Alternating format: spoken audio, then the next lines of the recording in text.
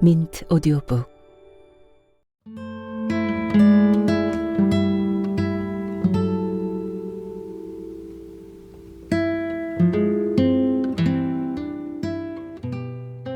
그 자리. 김창식.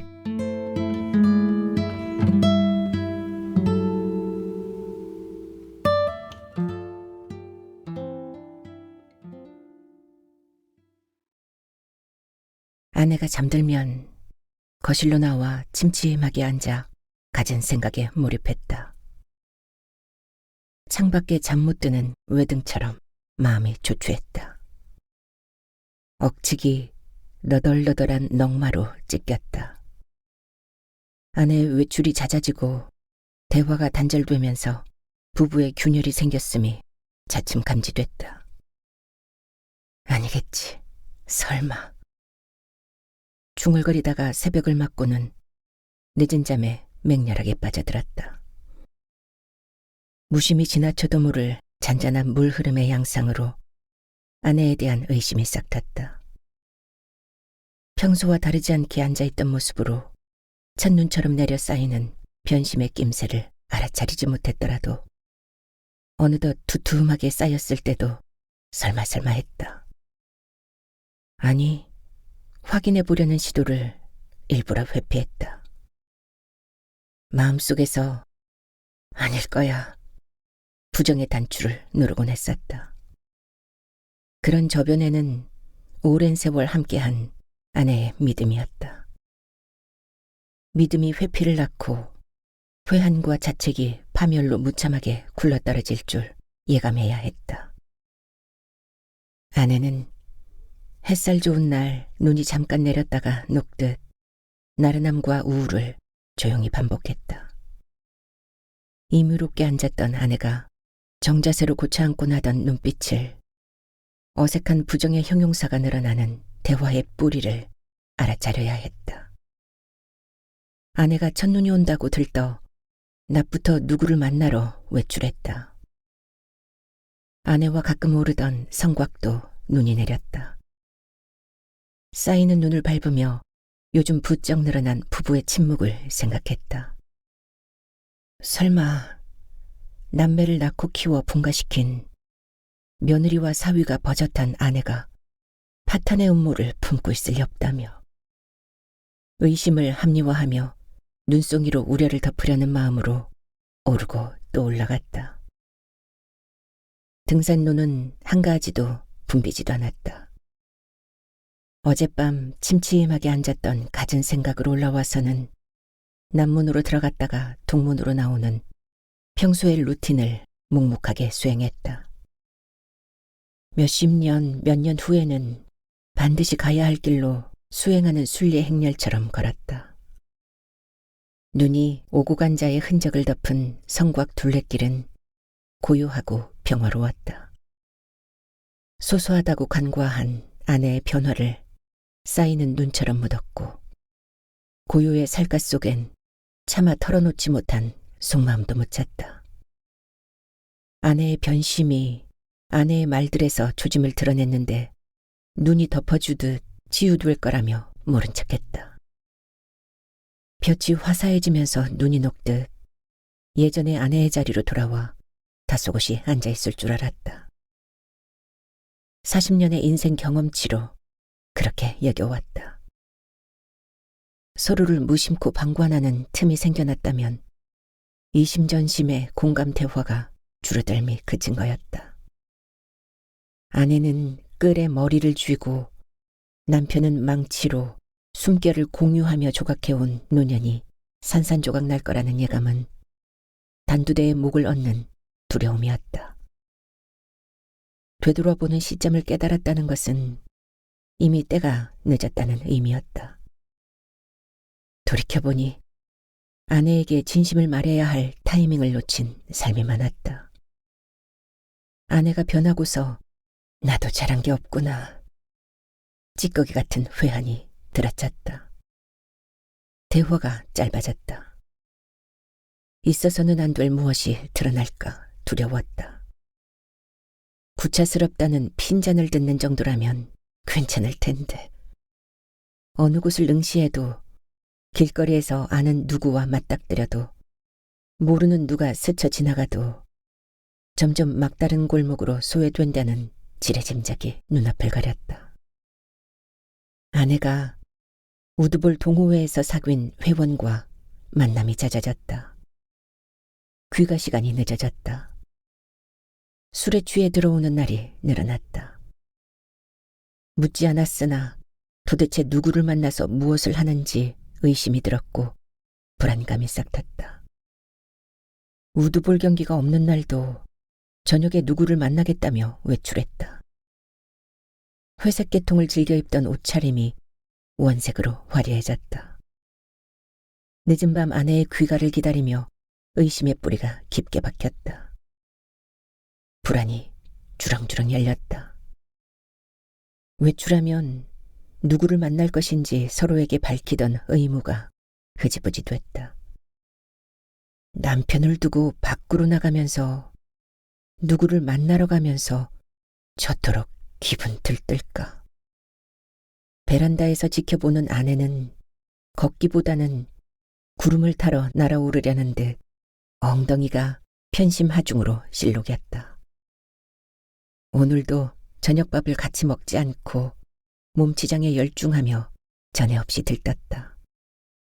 갔다 올게. 늦을 수 있어. 먼저 자.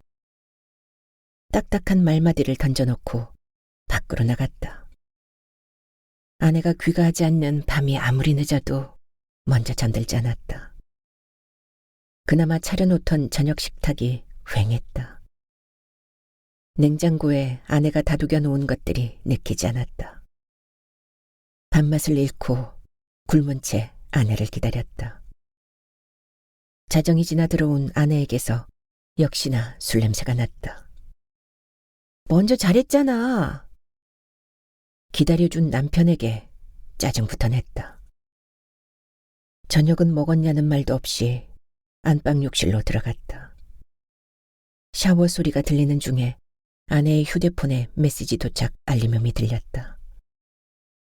보고 싶지 않아도 침대 모서리에 놓인 휴대폰의 문자가 활성화했다.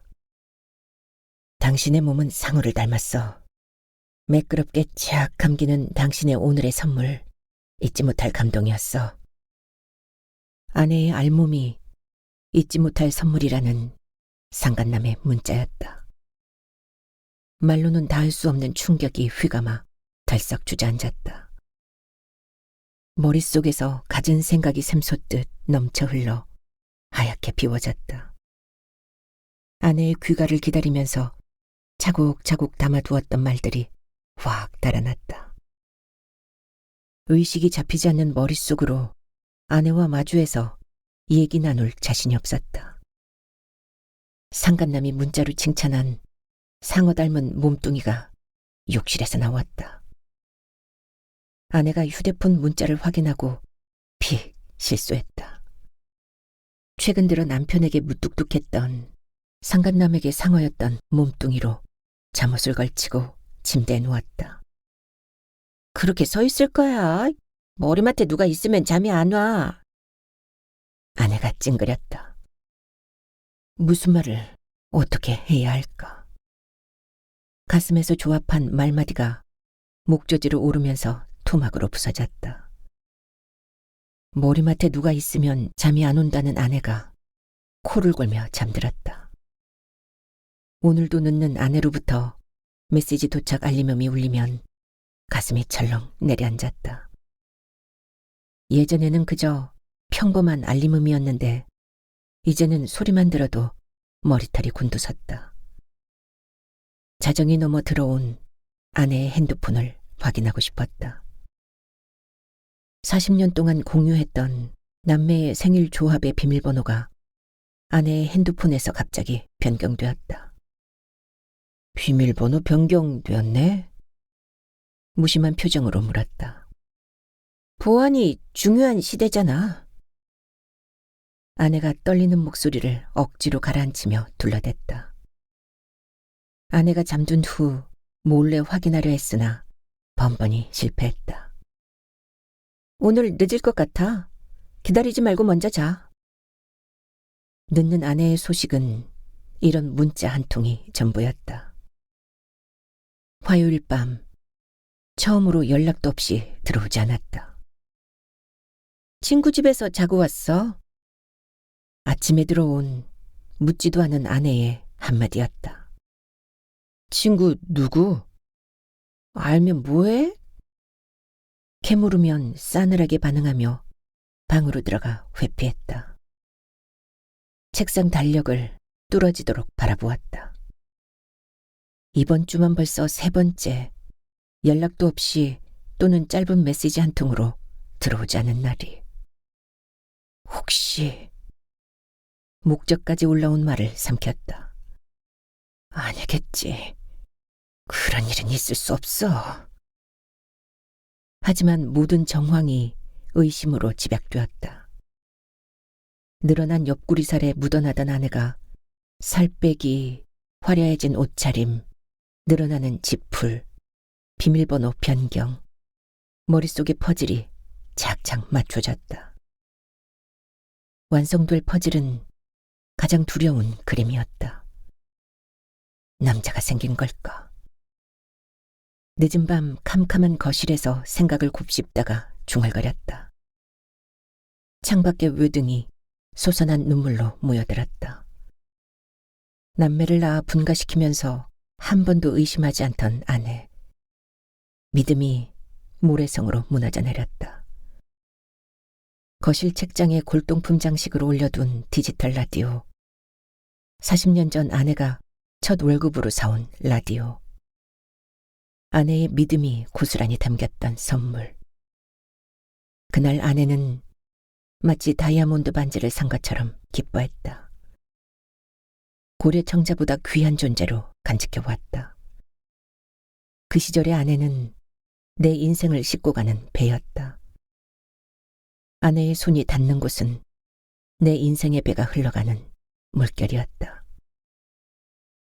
불도 켜지 않은 거실에서 켜지 않은 리모컨을 소나기 위에 쥐고 컴컴하게 앉아 아내를 기다렸다.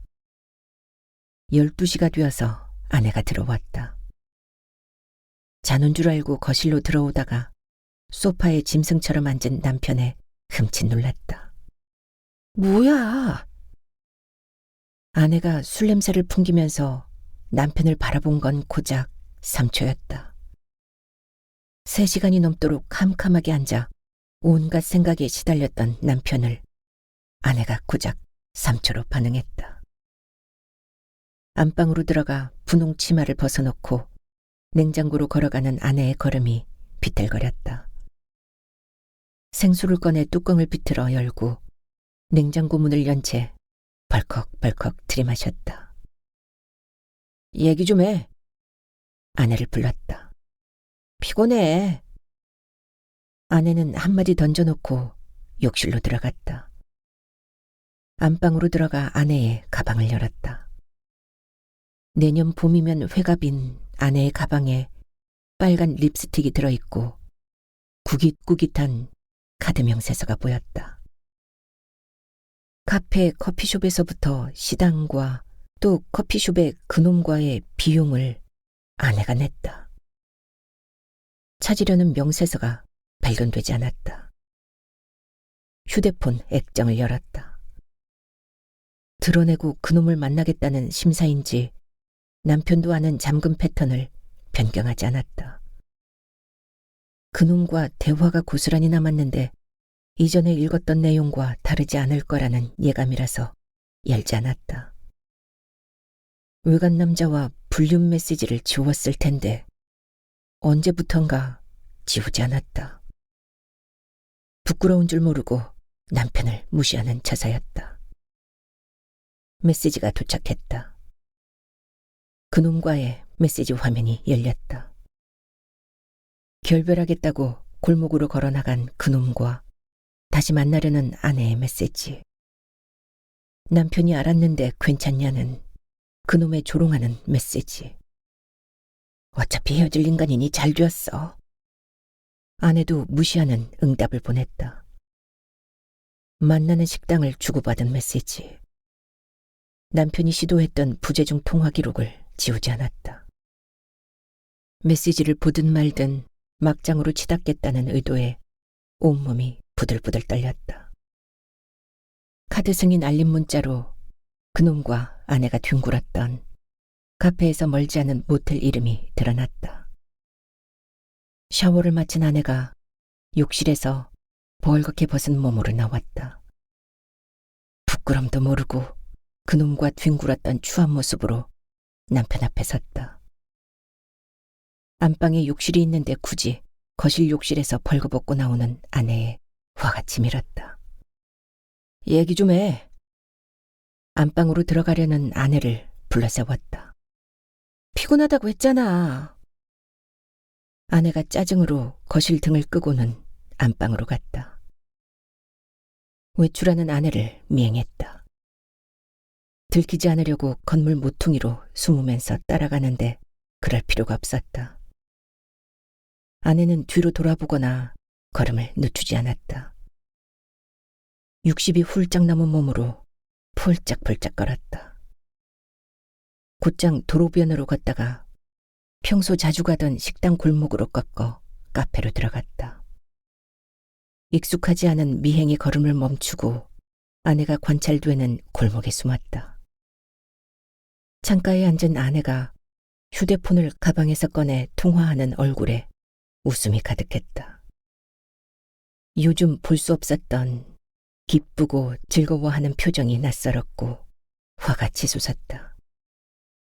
아내를 상어로 칭찬했던 키가 크고 잘생긴 상간남이 아내와 마주 앉았다. 단정한 차림의 남자는 아내보다 젊었다. 아내가 가방에서 휴대폰을 꺼내들었다. 그 남자에게 다정한 웃음을 보낸 후 통화 버튼을 눌렀다. 신호음이 도착하는 동안 아내가 남자의 손등으로 왼손을 얹었다. 훔쳐보는 휴대폰 벨소리에 들킬까 봐 모퉁이로 숨었다. 호흡을 가다듬고 전화를 받았다. 오늘 늦어. 아내의 말이 짧고 단호했다. 상간남과 함께 있겠다는 아내에게 소름이 돋았다. 얼마나? 귀가 시간을 짧게 되물었다. 전화하지 말라고 알려주는 거야. 목소리가 냉랭했다. 남자를 향한 얼굴에 웃음을 머금었다. 아내가 남편의 존재를 외간 남자에게 터놓는 상황이 고스란히 목격됐다. 아내의 손에 잡혀 아내의 다정한 웃음에 힘얼겋게 웃어주는 저놈 상간남에게 남편은 빙축맞은 인간이 되었다. 일찍 들어와. 일찍 들어오라며 절박하게 말하고 침을 삼키는데 가시바늘을 삼키는 듯 목이 아팠다. 멍하니 통화가 종료된 액정을 바라보았다. 마치 자신이 비루한 쓰레기가 길바닥에 아무렇게나 버려도 되는 쓸모없는 물건이 된 기분이었다. 배달 오토바이 소음이 목덜미로 피부를 찢으며 지나가도 마음이 더 아팠기에 느끼지 못했다. 아내가 일어났고 남자가 아내의 외투를 여몄다. 손잡고 카페 밖으로 나온 아내가 남자에게 얼굴을 밀착했다. 그걸 지켜보고 있는데 역겨움과 배신감이 온몸으로 들어찼다. 분노도 생기지 않았고 생각이 싹 지워졌고 충격만 남았다. 둘이 여전히 손을 잡고 몸을 기대어 걸어갔고 미행을 시작했다. 골목으로 꺾어 모텔로 걸어갔다. 아내가 먼저 들어가고 남자가 담배를 물었다. 아내의 객실로 갈 그놈을 바라보는데 주먹이 부르르 떨었다. 성큼 걸어가 담배를 비벼 끄려는 그놈의 멱살을 잡았다. 이원희 씨. 그놈이 먼저 내 이름을 불렀다. 이놈이 상간녀의 남편에게 능글거렸다. 그놈에게 예상했던 당혹감도 창백한 얼굴빛도 겁에 질린 눈동자도 아니었다. 멱살을 틀어준 채 외려 당황했다. 아내의 상간남 입에서 남편은 물론 자녀를 소상하게 아는 말이 나왔을 때 때려 죽이고 싶도록 화가 났다는 어디선가 들었던 말이 떠올랐고 주먹이 부르르 떨었다. 설마 아내가 가족의 일상을 상간남과 공유했을 거라는 상상을 하지 못했다. 그래도 40년을 같이 살았던 아내가 이렇게나 뻔뻔할 수 있을까? 에이, 들켰네. 몇 달은 더 우려먹을 수 있었는데 그만 쪽내야겠네. 그놈이 너무 태연해서 화가 와락 치밀었다. 왜? 한 대 치시게? 그놈이 멱살 잡은 손을 털어냈다. 은근히 비꼬는 적반하장에 무슨 말로 대응해야 할지 주먹만 부르르 떨었다.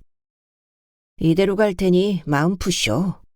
들키면 포기하는 게 우리 세계의 법이거든. 빤히 쳐다보며 이죽거려 놓고는 모텔이 아닌 골목으로 애정영화의 한 장면처럼 춤을 추듯 걸어갔다. 닭 쫓던 개가 이런 경우였다. 모래알이 씹힌 듯 혀가 까끌까끌했다. 20분쯤 후 아내가 두리번거리며 모텔에서 나왔다. 정규 씨 때렸어? 아내가 다짜고짜 물었다. 기가 막혔다. 미안함과 당황함이 아니라서 기가 막혔다. 내 앞에서 그놈 걱정하는 거요? 치민 화를 억누르며 낮고 질기게 물었다. 그 사람은 당신과 달라. 아내는 은근히 비꼬았다. 아내가 방금 골목으로 걸어나간 상간남에게 통화를 시도했다. 들키면 포기하는 게 법이라던 상간남이 아내의 전화를 받지 않았다. 몇 차례 걸어도 받지 않자 아내가 누나를 엉뚱한 곳으로 불아렸다. 그만 들어가자. 아내의 팔을 잡으려 손을 뻗었다. 싫어, 내가 왜 가? 아내가 닿지도 않은 손을 뿌리치고는 그놈이 걸어간 골목을 뛰어갔다. 저 사람과 아이를 낳고 키우며 40년 동안 살았던가. 기가 막혀서 초점이 흐려지고 멀어지는 아내의 형체가 쌓아놓은 모래처럼 흐물흐물 무너져 내렸다. 집으로 돌아와 우두커니 섰는데 어지럼증이 핑 돌았고 쓰러지듯 소파에 누웠다. 그놈을 때렸느냐며 그놈을 걱정하고 그놈을 찾으러 바삐 걸어가던 아내가 천장에서 빙빙 돌았다. 거실에 캄캄하게 앉았는데 이런 막장 시간이 처음이었고 입술을 깨물어야 다스리는 공허가 처음이었다. 남매 낳고 짝지어 분가시키면서 38년의 공직에서 은퇴할 때까지 부모님 여의고 가깝다고 여긴 사람에게 배신당하고 술에 취해서 셔터 내린 문턱에 앉아 비를 피하던 순간도 이런 공허가 경험되지 않았다.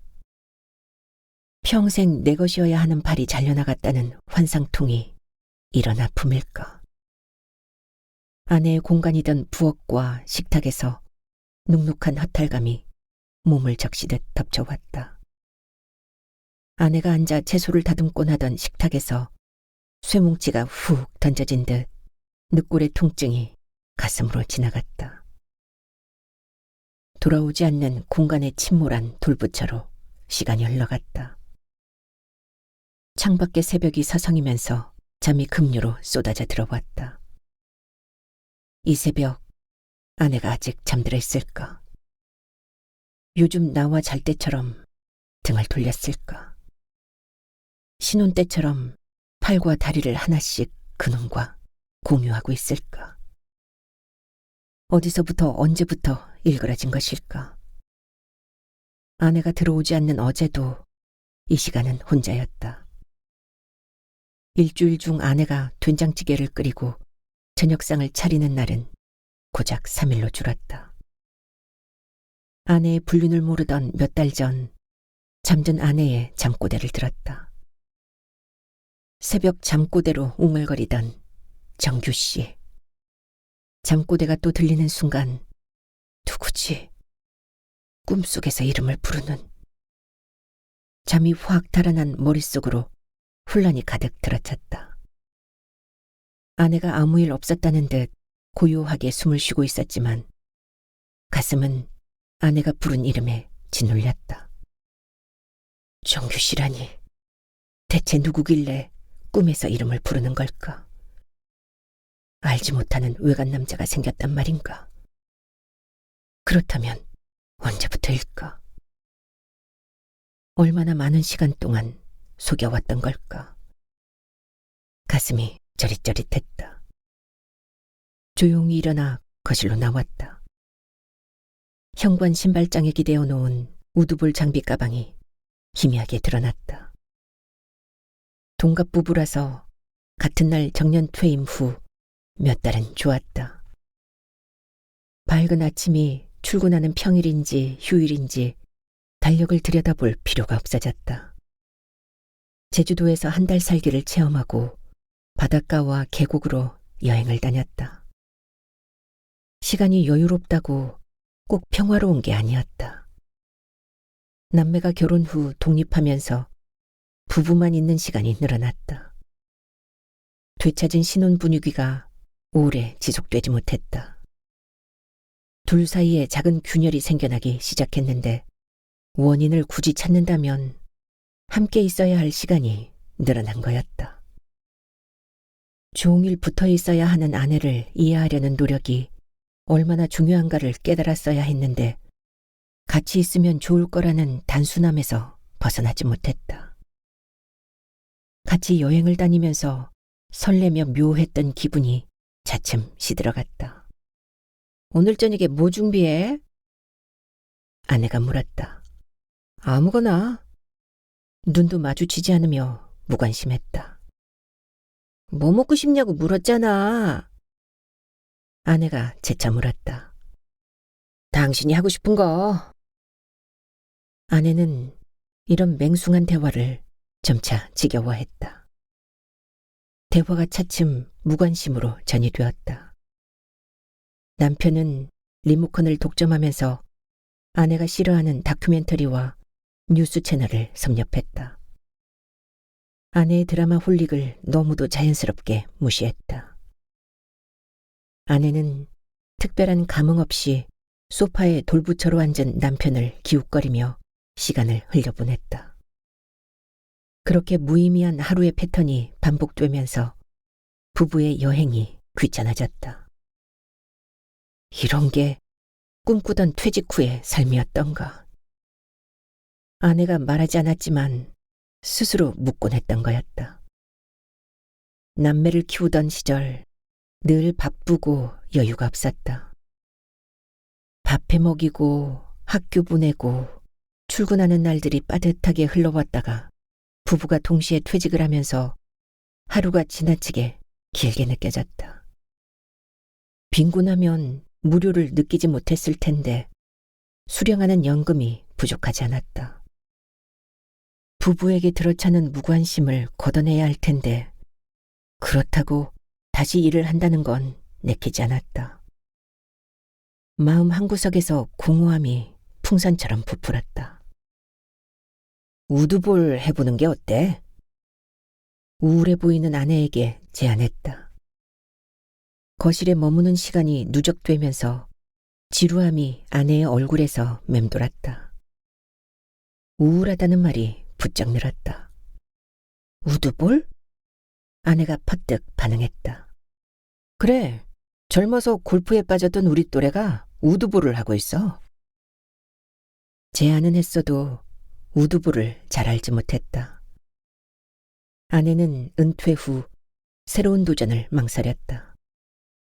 바위굴에 숨은 박쥐처럼 종일 집에만 머물지 말고 바깥바람을 쐬자는 말임에도 아내가 망설였다.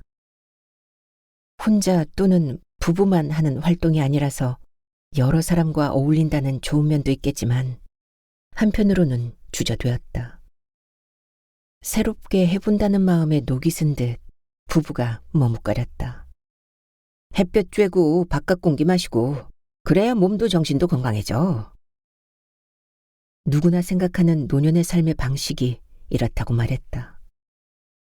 알면서 실천하지 못하는 삶의 방식이 얼마나 많고 그것을 지나쳐 왔던가. 되돌릴 수 없는 노년이 되기까지. 일부러 운동복으로 갈아입고 아내의 팔과 다리의 근육을 꾹꾹 주물렀다. 활동이 준 만큼 근육이 소모되었다. 노년을 재촉하는 근육의 소실을 서글퍼하도록 계산된 행위였다. 아내가 늘어진 옆구리를 쥐어보더니 슬프다는 표정으로 변했다. 우드볼은 생소해. 볼링을 해볼까?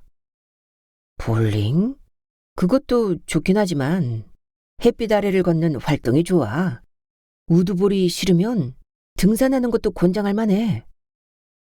볼링장이나 집이나 실내에 갇혀있기가 같아서 마뜩하다는 표정이 아니었다. 등산? 화드득 일어났던 호기심이 아내의 표정에서 무너져 내렸다. 산을 오른다는 낭만이 생각처럼 쉽지 않다고 생각했을 터였다. 운동이란 게 쉽다면 누구도 못할까. 힘들게 정상에 도달하면 저절로 포효하는 것처럼 동호회 회원 무리에 끼어 이끌리고 떠밀려서 걷기만 하면 된다는 안이한 생각이 들면서도 거친 숨을 토하며 오름과 내림을 반복한다는 두려움을 덜어내지 못했다.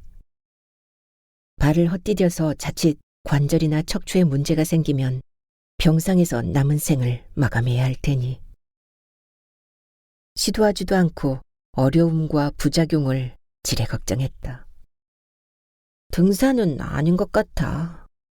젊어서 등산 좋아하지도 않았잖아.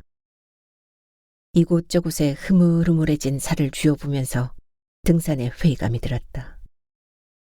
은퇴하면서 특히 뱃살의 체중은 늘었으나 꼭 붙들고 있어야 할 근육량이 줄었다. 평지를 걷다가 약간의 경사를 만나면 뻐근해지는 가슴으로 산을 오른다는 것은 무리였다. 무엇라도 해보자는 생각을 이리저리 굴리면서 동호회의 단체 활동에 묘한 감정이 생겨났다. 나른하고 무료해진 부부에게 새로운 무엇이 될 거라는 기대가 부풀었다. 단조롭고 협소한 생활의 패턴이 확장되는 기회임은 분명했다. 그렇게 며칠이 지났다. 낮 동안 집이 아닌 밖에서 보낼 거라는 심정이 달떠 있으면서 실행에 옮기지 못하던 어느 날 우드볼 장비를 사와서 설명서와 교본을 펼쳤다. 둘 다 우드볼을 모르니까 식탁에서 이마를 맞대고 설명서를 탐독했다. 부부의 시선이 같은 곳으로 머물러 있기가 얼마만인가. 짠해서 눈물이 찔끔 솟았다. 교본을 손가락으로 짚어 읽어가면서 거실에서 볼을 굴리는 게임을 하면서 같이 크게 웃어보기가 오랜만이었다. 그날 부부는 외식으로 삼겹살을 구워 소주를 마셨다. 잔디밭을 걸어다니면 저절로 신이 날 거야. 아내가 그렇게 말했지만 또래 부부와 어울린다며 설레었다. 아내가 열정을 보인 게 얼마만인가. 그날 밤 진기한 도자기를 소중하게 다루듯 정성을 다해 아내를 안았다. 이제야 뭔가를 하는구나. 가까운 우드볼 경기장과 동호회를 검색어로 찾아냈다. 부부가 동행으로 취미 활동을 한다는 사실에 들떴다. 우울하다고 복용하는 알약보다는 몇 배는 기분이 호전되었다. 토요일 정기 모임이 있다니 가입하자. 오랜만에 마주보면서 웃었다. 길게 포옹한 후 정말로 몇십 년 만에 입술을 맞췄다. 가입 전에 강변 둔치로 나갔다. 장비를 꺼내서 규칙을 정하고 내기를 걸었다. 볼이 엉뚱한 곳으로 흘러갔고 그럴 때마다 발을 어떻게 두어야 할지, 허리를 얼만큼 구부려야 하는지 시선은 어디로 하며 두 손으로 어떻게 잡아야 하는지를 참견하며 잦은 터치가 생겼다.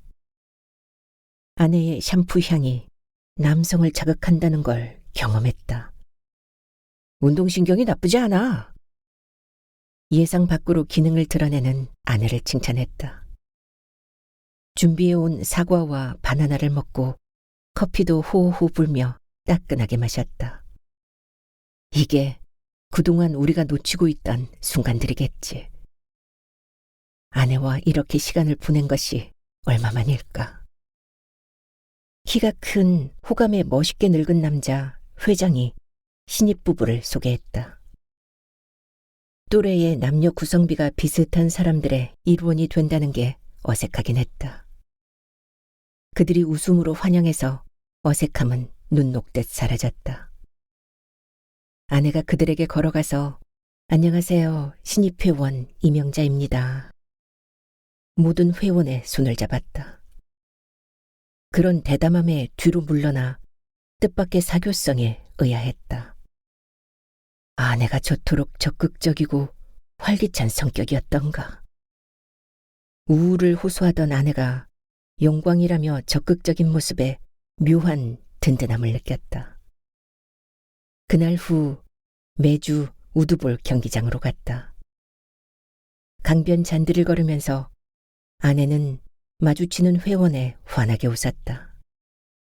짝이 되어야 할 남편으로서 아내의 예전에 없던 명랑함에 멋쩍어 뒤로 물러났다. 신입 회원이 지나치게 분위기를 주도해서 수다스러운 여자로 낙인되는 게 아닐까. 허리를 젖혀가며 과장되게 웃었고 돌아오는 길에 팀이었던 회원을 카페로 초대해 분위기를 주도했다.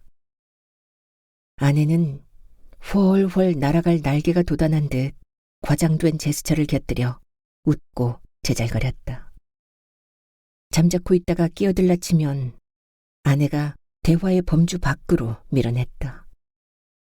집으로 왔을 때 아내의 표정이 밝아서 서운했다는 심정을 말하지 않았다. 어쨌든 동호회 회원과 교류하면서 은퇴 후의 공허함을 채워주는 느낌이 들었다. 방전되는 건전지를 끼운 라디오처럼 늘어지던 목소리로 힘이 들어갔고 무엇보다도 웃음이 잦아졌다. 40년 부부로서 같이 웃으며 보내는 시간이 얼마만인지. 부부 사이의 장막으로 세워지던 지루함과 공허가 누그러졌다. 반복되던 패턴을 깨트리며 취미 활동을 함께 한다는 것. 젊은 시절의 애정이 돌아오고 있다는 것. 기대하지 않았던 행복도 살아났다. 낯선 자와 경험의 가치랄까. 단체 일원으로서 역할을 기꺼이 하고 있다는 것. 아직은 익숙하지 않았지만 행동의 반경이 늘어났다.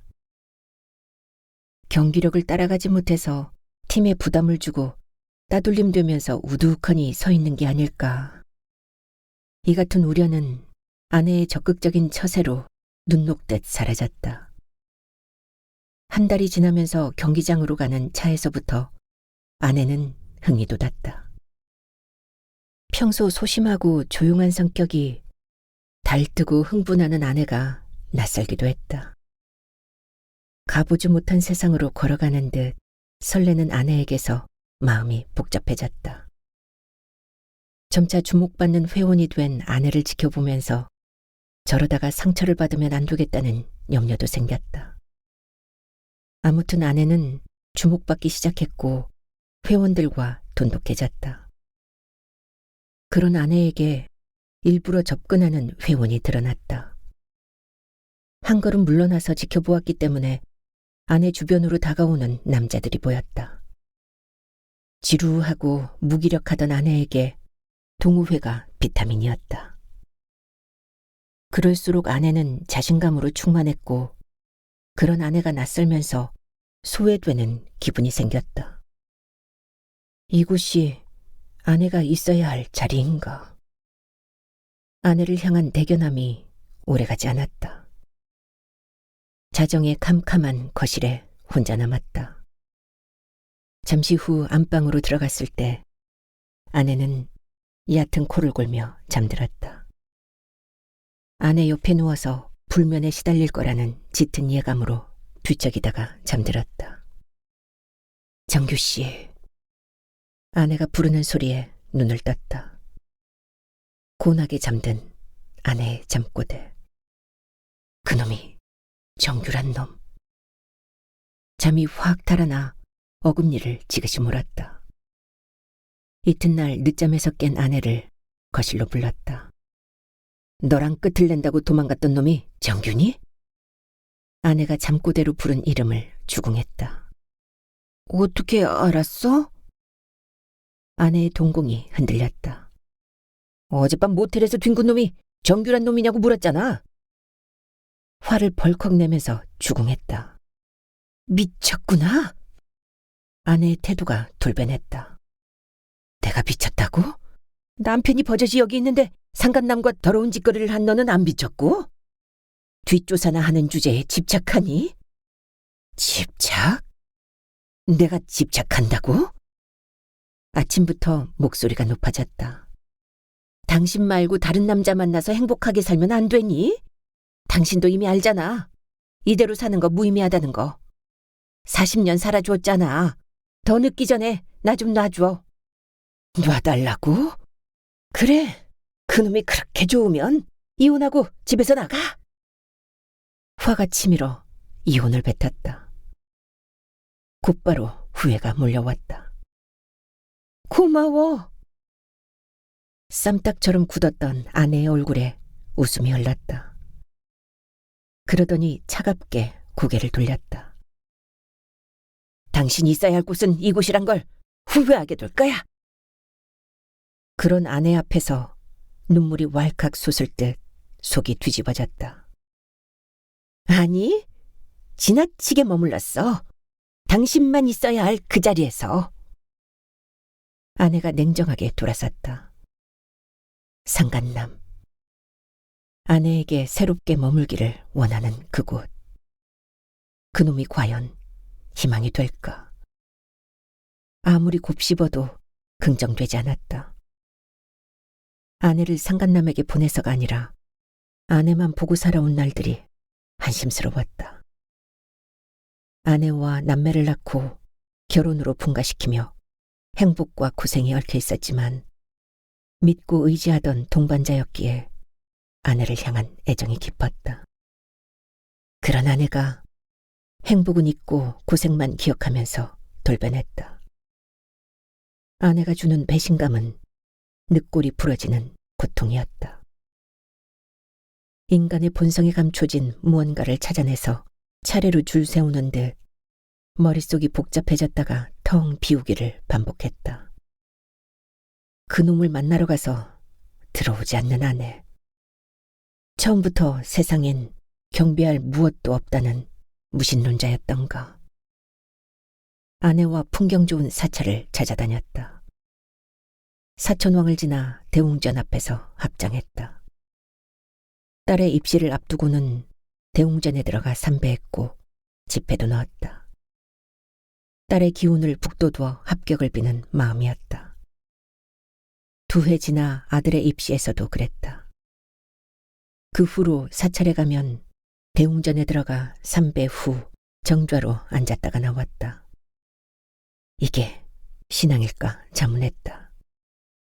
소원 성취를 바라는 대신에 내가 이렇게 살 테니 지켜보아 달라는 염원으로 변했다. 이 밤도 들어오지 않는 아내가 제자리로 돌아오기를 대웅전에 정좌한 심정으로 기다렸다. 신앙으로, 믿음으로 아내의 의심을 지우고 또 지원했다. 아내가 이혼 서류를 들고 왔다. 남매가 결혼해 친권을 정할 필요도 없다며 재산 분할도 요구하지 않겠다며 단지 남편과 엮인 인연줄을 끊어달라며 안방 서랍에서 도장을 꺼내와 내밀었다. 불륜의 용서도 부탁도 아닌 요구만 하는 뻔뻔함에 기가 질렸다. 소송으로 아내와 상간남에게 위자료를 받아내고 주변에 소문을 퍼뜨려 얼굴 들고 살 수 없게 하고 싶었다. 가정을 꾸려 자녀를 낳은 남매에게 아내의 비열한 모습을 보이고 싶지 않았다. 상간 남녀의 똥물에 발을 담그고 싶지 않아서 합의 이혼에 응했다. 아내가 떠난 건 이미 예고된 일. 아내의 부도덕한 요구를 받아들여야 흐트러졌던 삶이 정돈될 거라고, 세월 이야기라던 그 흔한 부르짖음처럼 살다가 보면 잊을 테고, 그래야만 좋은 날이 올 거라고 스스로 달랬다.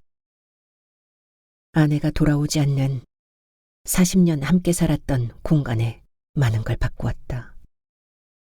리모델링하면서 가구 배치부터 바꿨다. 40년 동안 아내의 취향에 꾸며졌던 공간이 바뀌어 갔다. 삶의 패턴과 루틴이 무서운 것이라서 이따금 아내의 흔적이 어른거렸다. 부엌에서 음식을 만들며 식탁에 초라한 음식을 놓으며 익숙했던 아내의 목소리가 귓가에 맴돌곤 했다. 그럴 때마다 동작을 멈추고 부부 사진이 걸렸던 벽을 바라보곤 했다.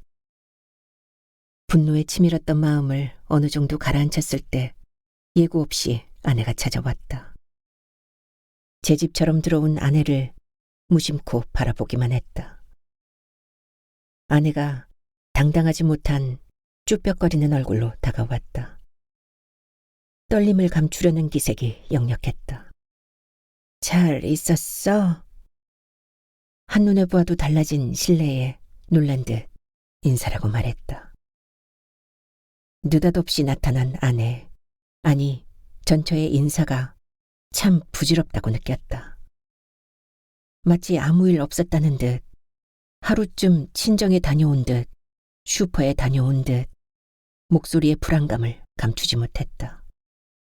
우리 남남이잖아. 그만 돌아가줘. 치밀어 오르는 것을 꿀떡 삼키고 40년 산 정이 있어서 부드럽게 응대했다. 나 잊은 거 아니지? 참 뻔뻔했다. 남편이 지긋지긋하고 마누라 속도 모르는 싱거운 인간이라며, 게다가 눈치도 없어 싫다며 젊은 놈을 쫓아가던 아내가 표정 변화 없이 말했다. 기가 차서 물끄러미 바라보다가 아내를 거실에 두고 방으로 들어왔다.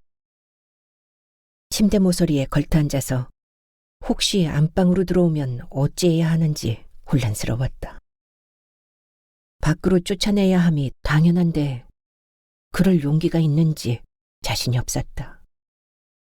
그놈에게 가겠다며 이혼하자던 아내가 떠올랐다. 분노와 애증과 연민과 냉정이 한꺼번에 치밀어 올랐다. 아내가 안방문을 열었다. 들어오려는 아내를 거실로 떠밀었다. 넌 나한테 존재하지 않아. 지금 유령하고 서 있는 것처럼 역겹고 불쾌해. 아내의 뼈를 때리는 말을 머뭇거리지 않았다. 얘기 좀 잠깐 들어줘. 아내가 손을 잡으려고 다가왔다. 카페 입구에서 그놈을 때렸느냐고 누나를 부라리던 뻔뻔함이 여전했다.